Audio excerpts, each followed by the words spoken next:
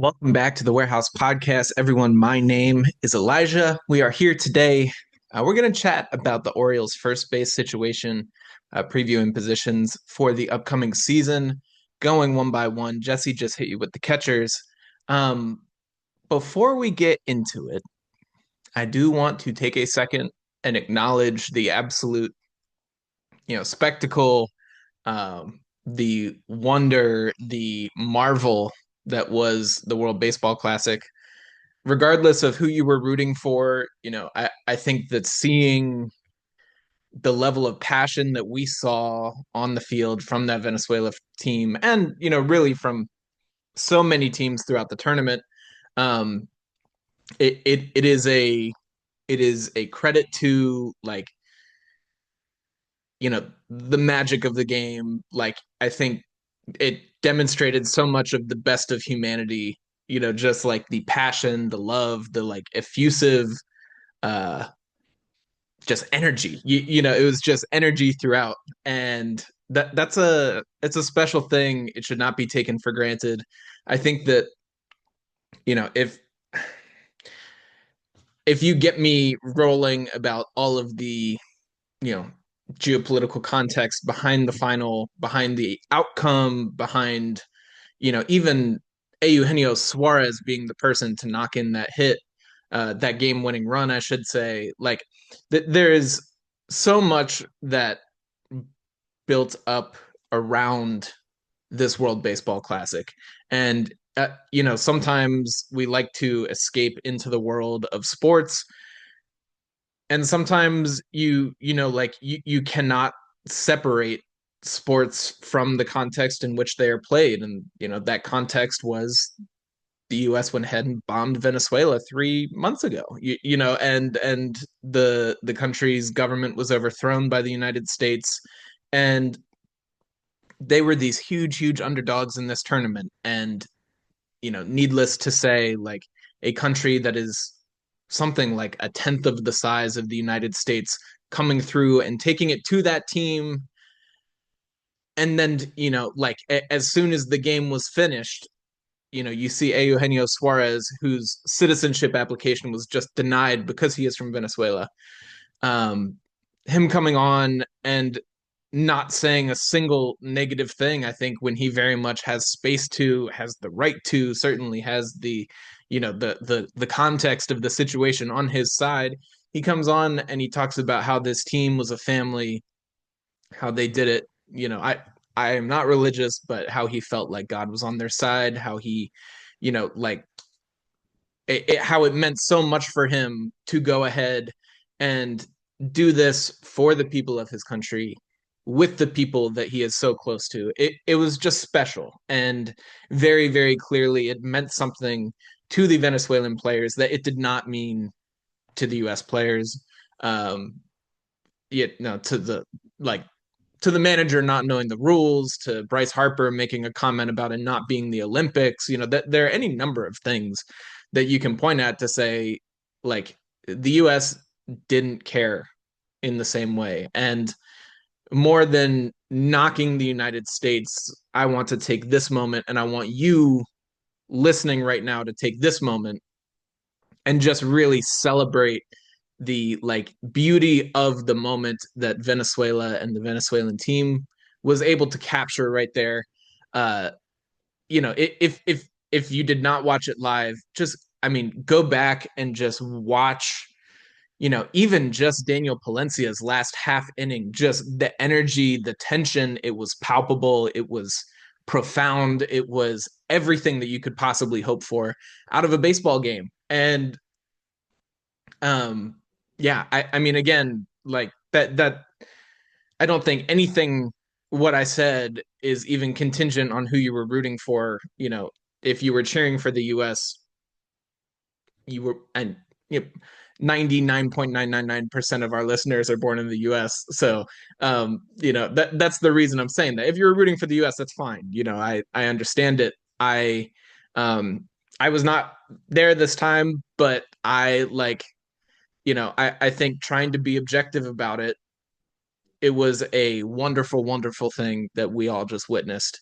And I mean, it was some good baseball. I mean, just like, zoning in on like this moment. I mean, this collection of Venezuelan pitchers that was supposed to be the downfall of their team came through and shut down one of the most potent lineups ever assembled, frankly. Um, we can make as many jokes as we want to about Aaron Judge choking, but Aaron Judge is still Aaron Judge, even if he can't perform under pressure, which is probably still a narrative even after his last postseason. Um, yeah, I don't know. It was special. We got to see Eduardo Rodriguez, which was pretty cool. Shout out to Andrew Miller and our history with Erod. A number of former Orioles guys throughout the game. But yeah, it was all amazing. The World Baseball Classic is a treat. It is a spectacle. It is just um, it is a singular event, and it like single-handedly has me more excited for the World Cup and to see some of the same dynamics, some of the same celebrations, some of the same levels of pride that people have for their respective countries are going to be on display there, maybe even in fuller force because soccer is the world's game. Truly, football is the world's game. Yeah. Anyway, so I said we're going to talk about first base. We're going to talk about first base in this position preview setup. I have a very, very easy job here rolling to our first baseman. The first baseman, it's about one thing, really. It is about the man that we signed to a 5-year, $155 million deal just 4 short months ago, sometime in December. Yeah. Um, that is Pete Alonso. If you're with me on YouTube, you can see in front of me I have Fangraphs 2026 positional power rankings.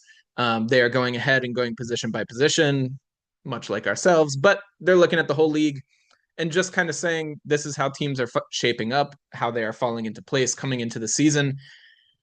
And here, I mean, if you look at it, you got Toronto, Philadelphia, Los Angeles Dodgers, Athletics, Atlanta, and then Baltimore. The Orioles are sixth in the league in projected performance out of first base, projected value out of first base. I think all of this is really no surprise. The Blue Jays have Vladimir Guerrero. The Phillies have Bryce Harper. The Dodgers have Freddie Freeman. The Athletics have Nick Kurtz. The Braves have Matt Olson. These are the big names at first base. And then there is ours. That is Pete Alonso. He's awesome. I think that it cannot be stated enough how good at baseball Pete is. At the end, I'm just going to flash his baseball savant just to admire all the red. Those of you with me on YouTube can appreciate it. Those of you with me on podcast form, just close your eyes and just picture a sea of red, and that's what the page is. So, um, I guess very, very simply, like Pete Alonso is projected for a little bit over 3 WAR.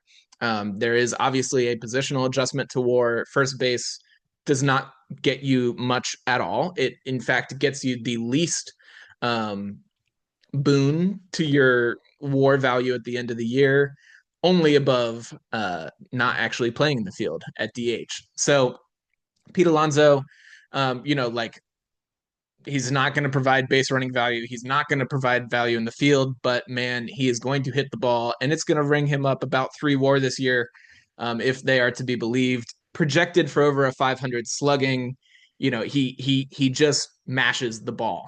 Uh, there really isn't much else to say. He kind of had this down 2024. I think people were very, very hesitant. He wasn't able to get a really long term deal, re-ups with the Mets, has an opt-out after 1 year, goes absolutely ballistic last year.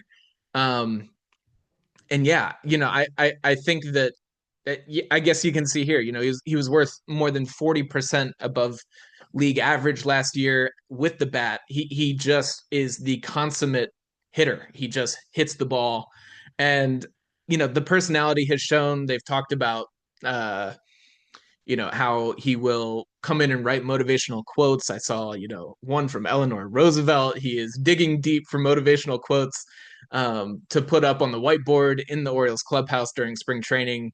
He brings focus. He brings a lot of energy. People always like make fun of the version of him that was jamming out by himself at the home run derby trying to get in the zone, but that is what he does. He lives for this. He breathes it. He attacks every moment, with vigor, and that's I think in so many ways like the kind of energy that the Orioles needed. We had so many kind of just well, we have a lot of quiet personalities. I think we have really strong personalities, like the likes of Rutschman, the likes of Colton Cowser. But both of those guys were really struggling last year, and having somebody who goes out, has been in the playoffs, has been at the top of the game for a good while, in the pressure cooker of the Big Apple. He just like for all intents and purposes, he should be an awesome, awesome clubhouse contributor. Um, and again, he just mashes. I cannot stress enough how hard Pete Alonso hits the ball, how hard he swings the bat. I guess, yeah, flip over to Savant. Why not? Average exit velo, 97th percentile, barrel rate, 98th percentile, hard hit percentage, 96th percentile, bat speed, 91st percentile. It's just not a typical collection of skills uh, that enable somebody to just impact the baseball the way that Pete Alonso does. And he runs out there all the time. I think something that cannot be said enough about him is how much he plays. He has played 162 games each of the last two seasons. It was 154 in 2023, 160 in 2022, 152 in 2021. The only season in his entire career, going back to 2019, that he did not post more than 152 times was the COVID season, in which he played 57 out of, I think it was 60 games, if I remember correctly. So really just I mean he's consummate professional, works on his craft, and again, it feels like he just attacks the moment. He just gets after it. He lives and breathes um the process, the energy around all of what makes you a good baseball player. Um, and then yeah, I guess just looking at WRC plus, just overall value with the bat, he's never been below 20% better than league average, and again more than 40% better than league average last year. He is he's an awesome talent. He is going to be the anchor of this lineup alongside Gunnar Henderson, who we will get to, but for all intents and purposes, should be awesome. The shoulder looks healthy. He had a great, great World Baseball Classic. Excited to see Gunnar back this year, and those two holding down a lineup is as formidable a duo as there is. Really outside of like, man, I don't know, Lindor, Soto, Otani, Betts, Freeman, whichever one you want to couple with him, assuming Betts comes back to health. All of that, all of that bodes well for us. The supporting cast here, we've had a lot of conversations about it. Ryan Mountcastle will be here. Samuel Basallo, they have him getting 14 plate appearances at first base, whatever that's worth. Coby Mayo, 14 plate appearances at first base, whatever that's worth. Um, I think that the way that this is going to go, the Orioles are going to work to keep the DH spot open for the majority of the year. Particularly if Tyler O'Neill is hitting the ball well, you're going to want to keep him in the lineup, but keep him off of his feet. We know how he gets hurt. And so I think Pete Alonso is going to be at first base almost all the time. I fully expect 145 games out of this year for Pete to be out there manning the cold corner. I guess it's not the hot corner, so I just went with cold. But Mountie theoretically will get some time against lefties. I have been thoroughly uninspired with what I've seen this spring, and I don't know, the last 2 years or so. Mountcastle has had his fair share of injuries. He's had his fair share of any number of things, vertigo, whatever it was. But last year he was abysmal. He was genuinely bad. He was negative offensive value, negative defensive value. The Orioles fans, Oriole community has talked up Mounty's defense at first base. I don't think he's bad necessarily, but it should be said that uh, he he's fine. I am admittedly of the school of thought that I guess that just the overall value of first base defense is really minimized. I'm gonna flip um, over to some baseball prospectus, Pacoda projections here. I guess I'll do it right now.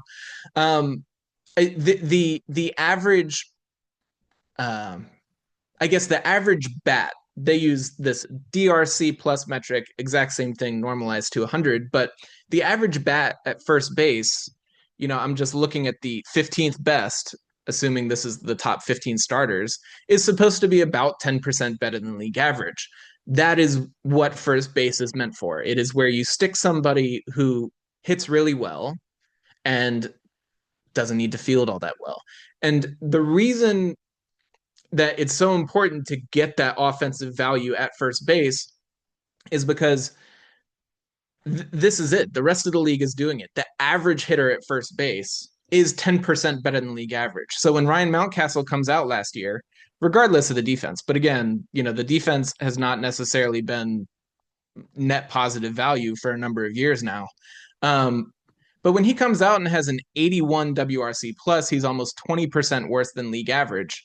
That is such a huge offensive hit to what your performance should be as a team, because that's one of the heaviest like offensive production positions. That is where you need this kind of value, Pete Alonso kind of value. And even if you want to say it wasn't just last year, you can say in 2024 he had a 107 WRC plus, so still not at that about 110 level. He was 113 in 2023. That was slightly above.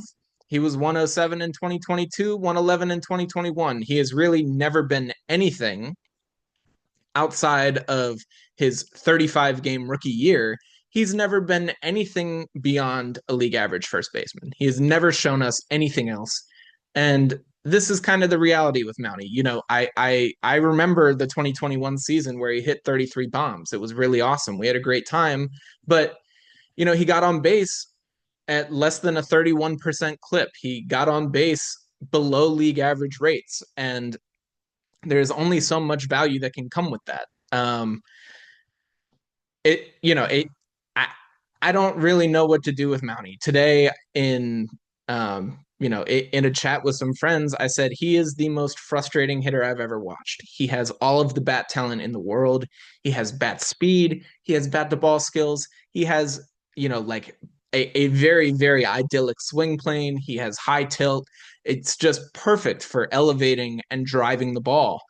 But he just absolutely cannot stop swinging at bad pitches. And he gets himself so geared up to swing at the bad pitches that when the good ones come, he gets blown up by fastballs. He just does not recognize ball out of the hand.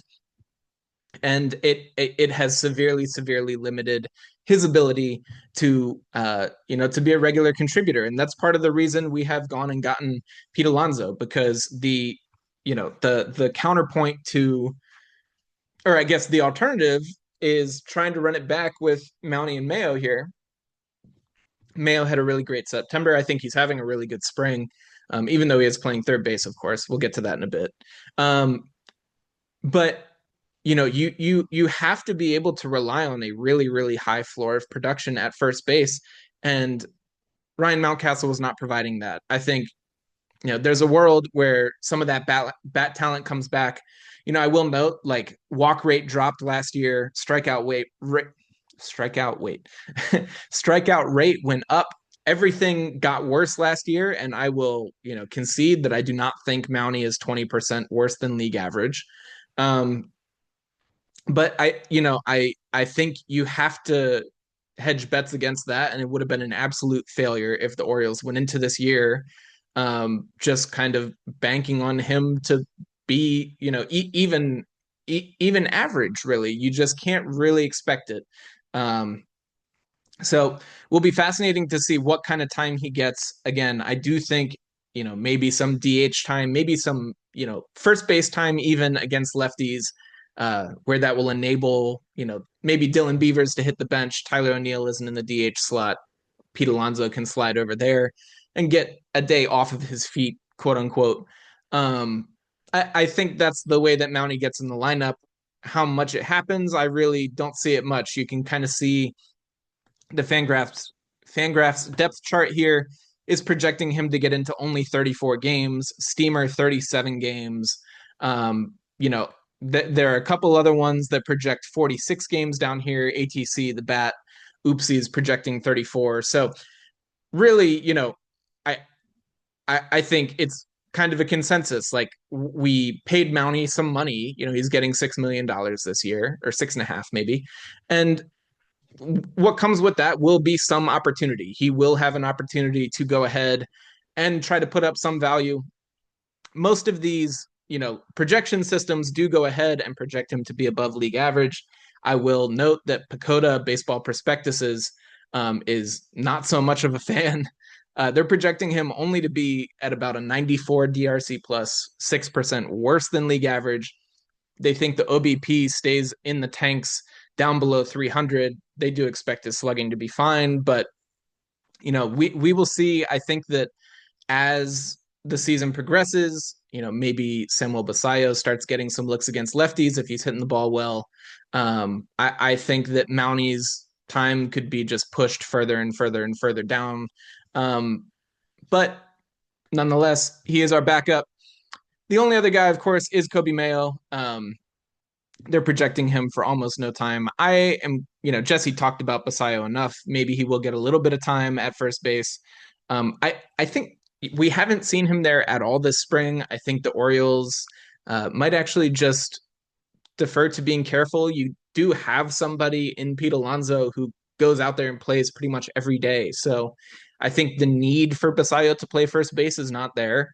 I think if you are really struggling to get him at bats, get him DH time, maybe then you start to reel that in a little bit. But I think Basallo will have, no more than 5 games at first base this year. That's just my mental projection.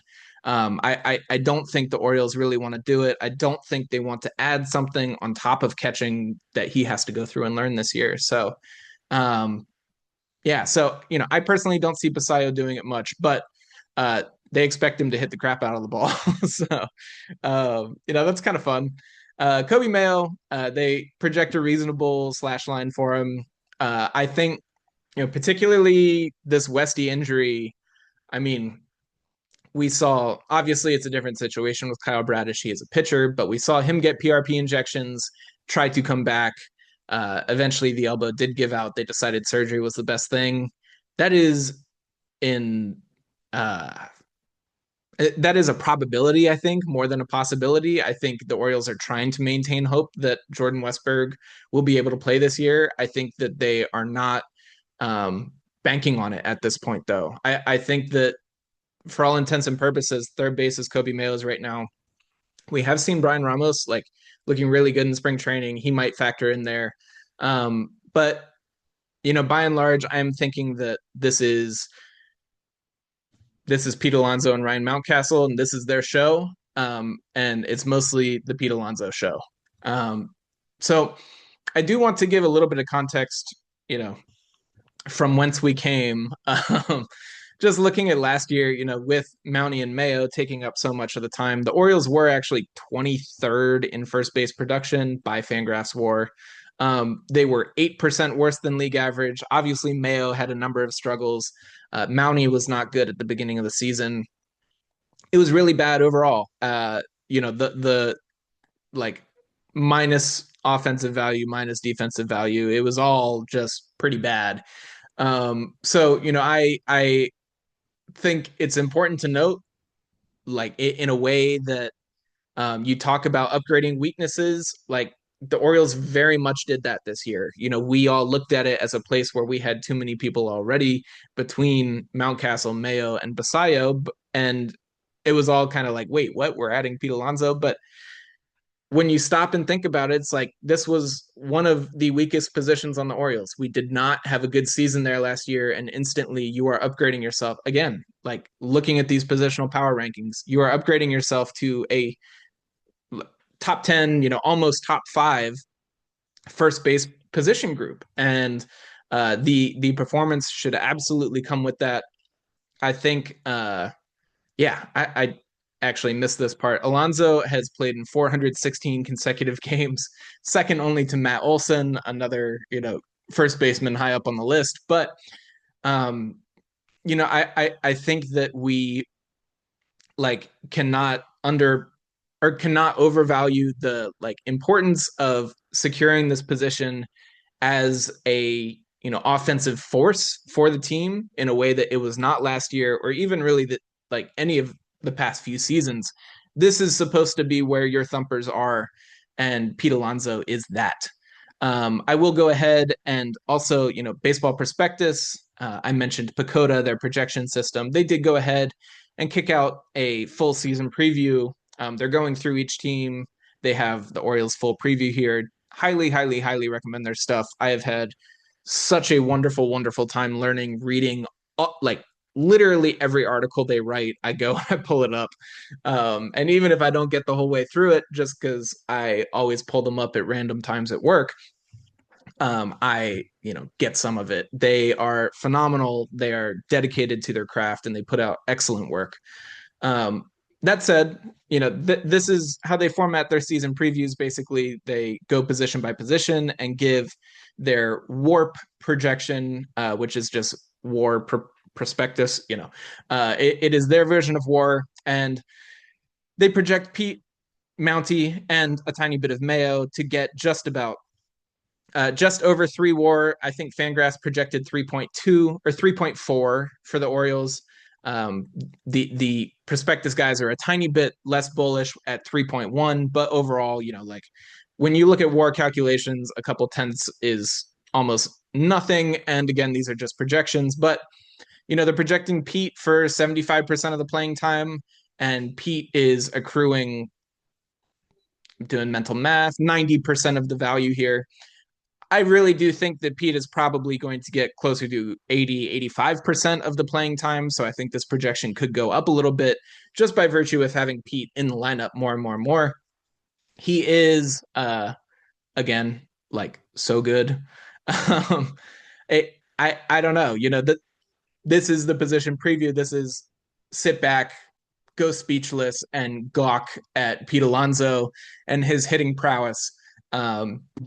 Yeah. And so, as promised, I'm going to sit here for those of you on YouTube with me, and I'm just going to pull up his Baseball Savant page. We're going to look at his spray chart. It has home runs to every part of the field because it is just monstrous power no matter where he hits it.